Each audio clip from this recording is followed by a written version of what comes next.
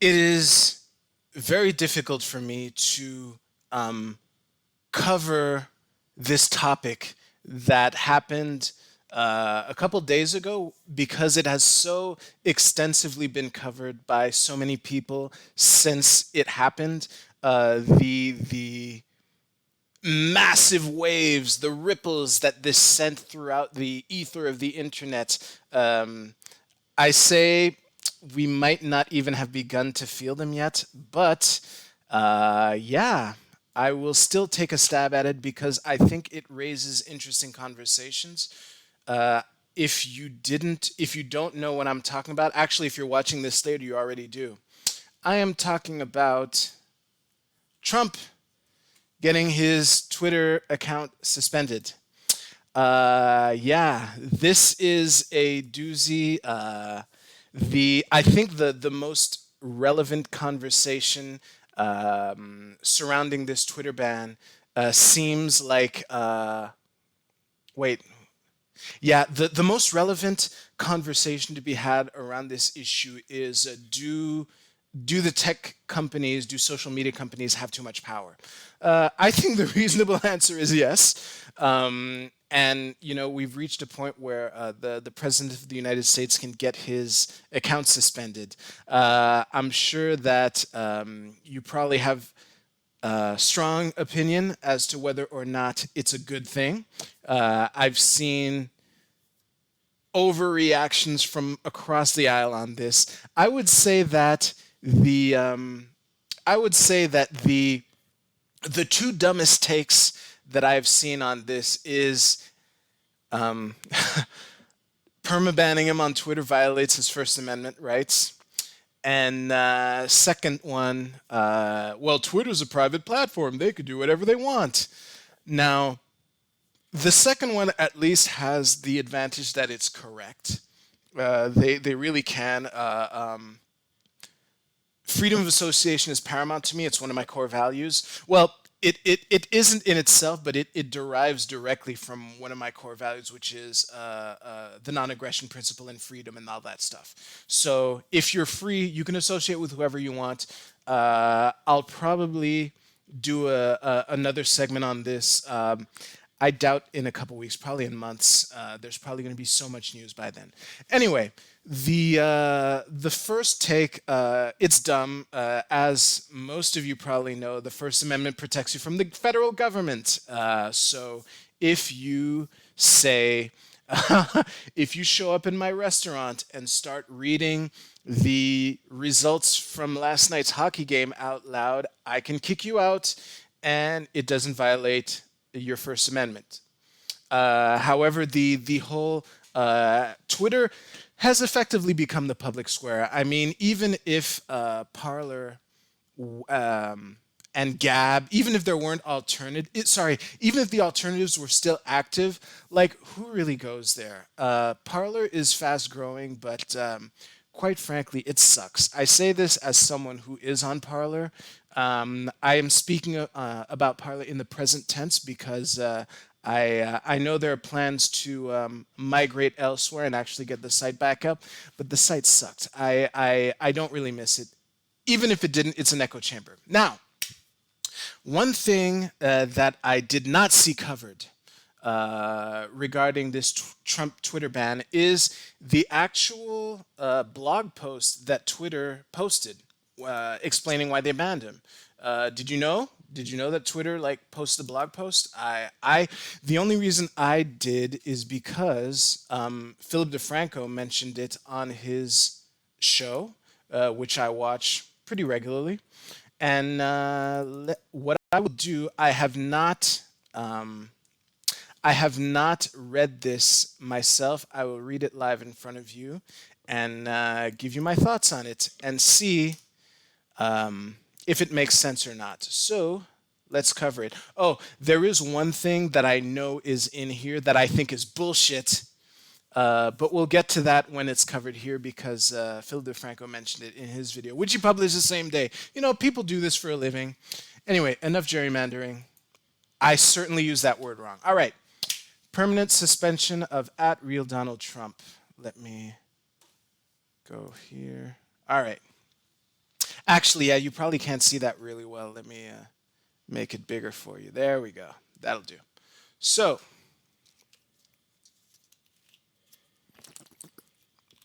after close review of recent tweets from @RealDonaldTrump account and the context around them, I think these words right here are doing a lot of lifting.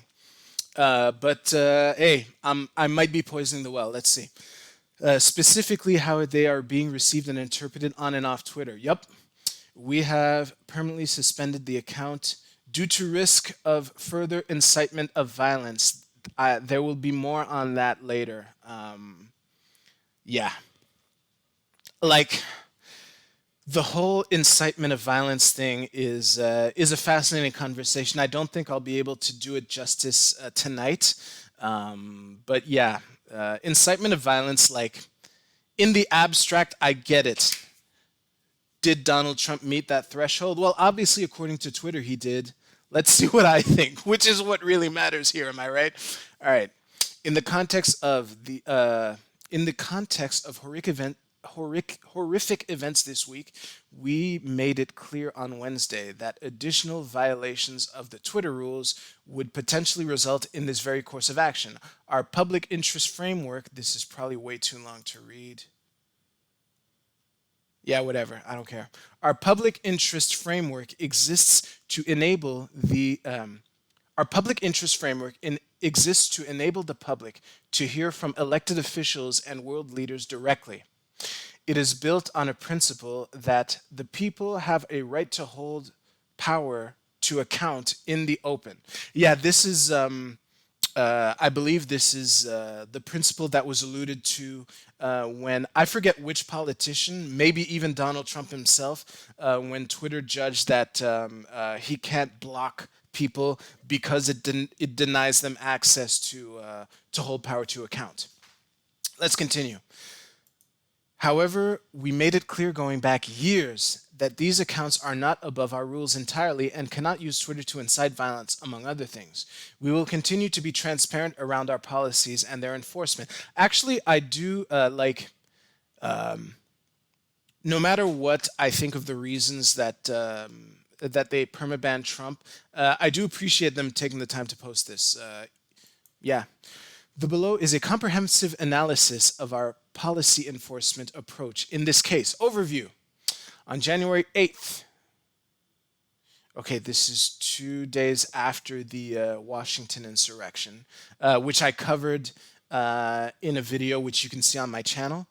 By the way, if you're watching this and you would like to participate in the chat, I do this every Tuesday night at 10 p.m. Eastern. So on January 8th, 2021, President Donald J. Trump tweeted, oh shit, I want to make sure. Okay, good. YouTube is, I don't want to get in trouble for YouTube for saying things, so I just realized now that maybe reading these tweets will be a violation, even though displaying them on my screen right here will be. But whatever. Let's continue.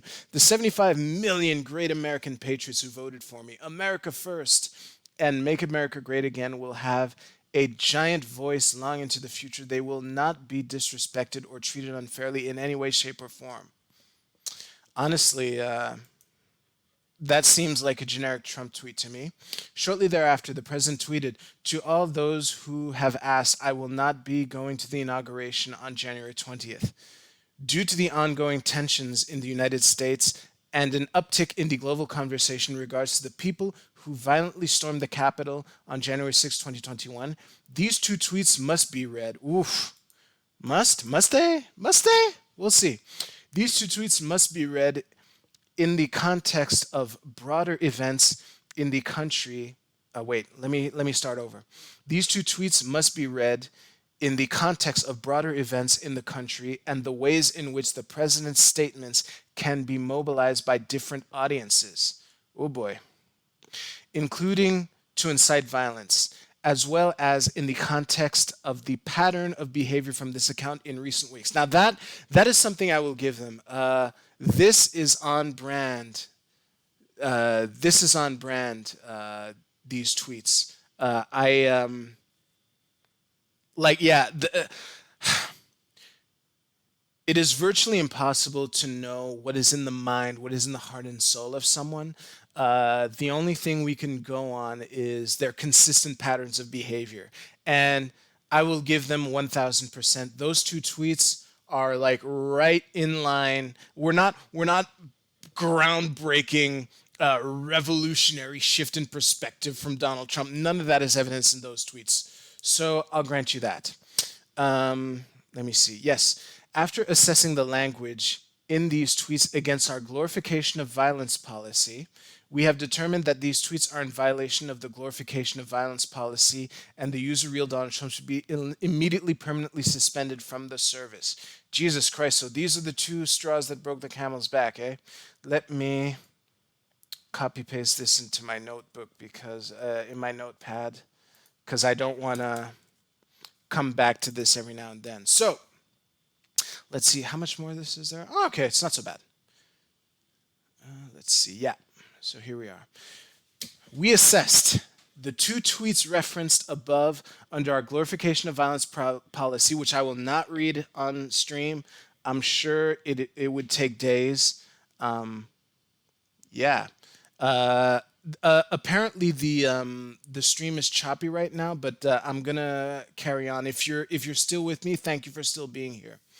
So we assessed the two tweets referenced, under our glorification of violence policy, which aims to prevent the glorification of violence that could inspire others to replicate violent acts, and determined that they were highly likely to encourage and inspire people to replicate the criminal acts that took place in the U.S. Capitol on January 6th.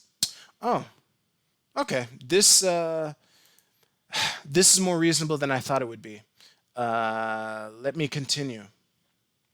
This determination is based on a number of factors, including President Trump's statement that he will not be attending the inauguration is being received by a number of his supporters as further okay, I don't know what a number of his supporters means, but it's being received by them as further confirmation that the election was not legitimate and is seen as him disavowing the previous claim made in the two tweets. Okay, good. Thank you for confirming that the stream is still smooth. So, let me see here. So yeah, from what I'm getting here, a number of his supporters. Let me read this. A number of his supporters. Wait. It's received by a number of his supporters as further confirmation that the election was not legitimate and is seen as him disavowing the previous claim made via the two tweets by his deputy chief of staff that there would be an orderly transition on January 20th. Okay, so if I boil this down, they're saying that those two tweets are him saying that the transition on January 20th will not be orderly. I think that's a stretch, honestly. Let's continue. The second tweet may also serve as encouragement to those potentially considering violent acts that the inauguration would be a safe target as he will not be attending. Now, this is the only thing that I saw Philip DeFranco mention, which I think is bullshit. Of course, given the undeniable cult of personality around Donald Trump, the odds that someone in his audience would take it as this is let's say non-zero. But this leads into the conversation of like how responsible are you for your audience and things like that, which again I won't be able to do full justice to tonight. But I think that this part here is too much of a stretch. Let's continue. Anyway, I copy pasted these two tweets in my notepad, so we'll see. The use of the word American patriots to describe some of his supporters is also being interpreted as support for those committing violent acts at the U.S. Capitol. That's fair. I think, and I covered this last week also, like the what I describe as pacing and leading, like when he was saying again, I got to be careful what I say on YouTube, but where he was saying to his supporters, like, I agree, what happened in November was wrong, and things like that before saying now go home in peace. Like, I can understand how someone who hates Trump would see that as being empty and dismissive and hollow, but he's talking to his supporters, and that is classic pacing and leading. That's how I see it. Yeah. The mention of his supporters having a giant voice long into the future and that they will not be disrespected or treated unfairly in any way, shape, or form is being interpreted as further indication that President Trump does not plan to facilitate an orderly transition. Now, Jesus Christ, I'm gonna go into full camera for this part. Um, no matter how no matter how confident you are, you can't read people's minds. It would be really it would be really convenient if we could, but we can't. And I understand, like I made this point myself, general consistent patterns of behavior is like our biggest clue into this, but to go so far as to like single out the words giant voice long into the future as oh geez, I shouldn't laugh, but that the words giant voice into the future being interpreted as just between us, the transition will be orderly, is insane to me. Um, let's continue. So yeah, it's instead that he plans to continue to support, empower, and shield those who believe who believe his story for what happened in November. Whatever. I don't have much to add. Plans for future armed protests have already begun proliferating on and off Twitter. I have no trouble believing that, including a proposed secondary attack on the US Capitol and state capitol buildings on January 17th, 2021. Now, this is not the first time I've heard of this. Strangely enough, the first time I heard of that was earlier today. Like, yeah, there's a cult of personality around this guy, and there's no doubt that the amount of people who idolize this man enough to like plan violent shenanigans around that period is higher than zero. But then, where do you draw the line? That's the unsatisfactory question to me.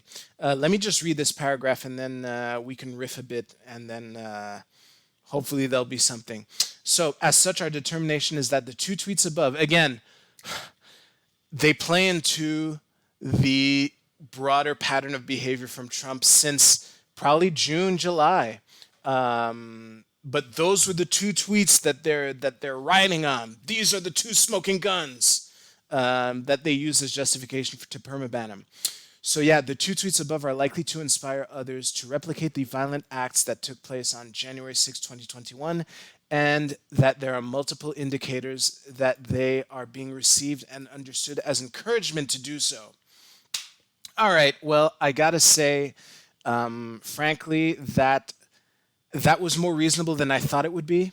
But it's all about what causes inciting violence. I understand. It's like if you're familiar with the concept of stochastic terrorism, I read up on this before starting the stream a little because I was sure it would be relevant. But the bottom line is if enough people are paying attention to you, you basically can't say anything without some risk that some crazy nut will take that as a pretext to do bad stuff. And I I don't think that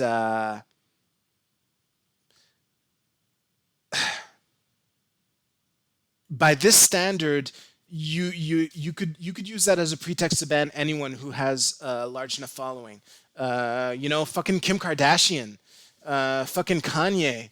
Like I, I don't. I think it would be a huge stretch to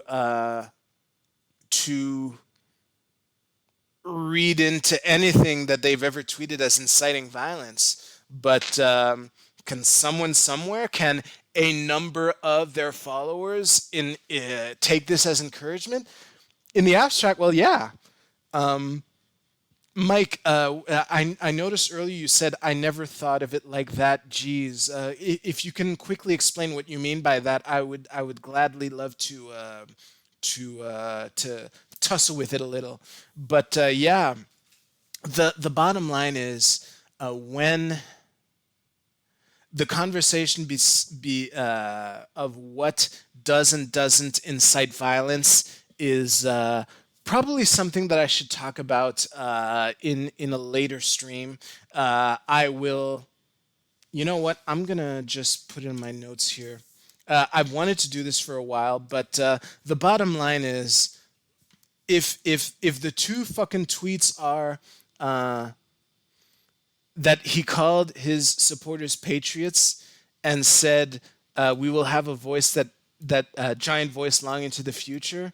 Like, I don't know, man. It's crazy to me. So yeah, in retrospect, this blog entry was more reasonable than I thought it would be.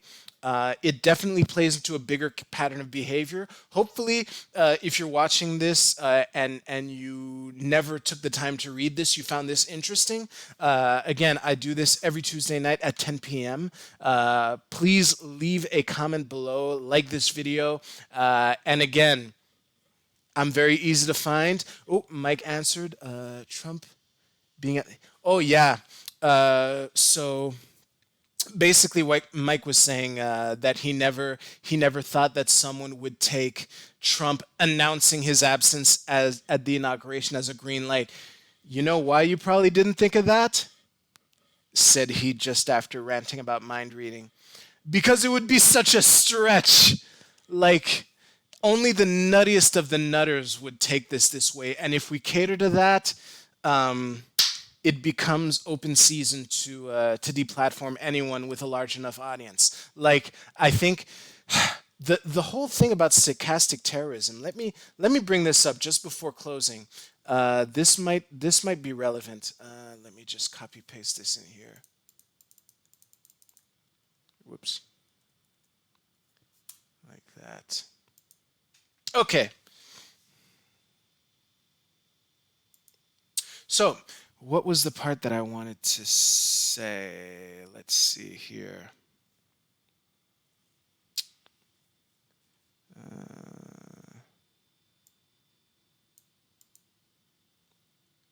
I'm trying to find it.